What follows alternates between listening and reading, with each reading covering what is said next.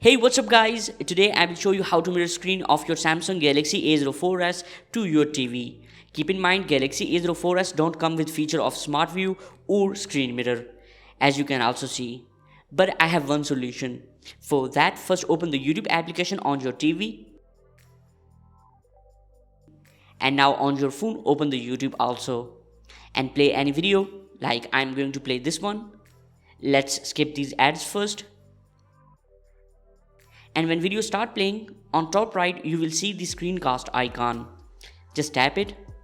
Now you have two options, YouTube on TV or link with TV code. As I already connected my phone with TV, so I will tap YouTube on TV to show you how it will work. And after connecting, video will start playing on your TV, and the best part of this method is that you can keep using your phone while video will not stop. Now I will show you how to link with TV code. When you will tap this option, phone will ask for a code that you will need to get from your TV. Now go to your TV and open the settings of YouTube application.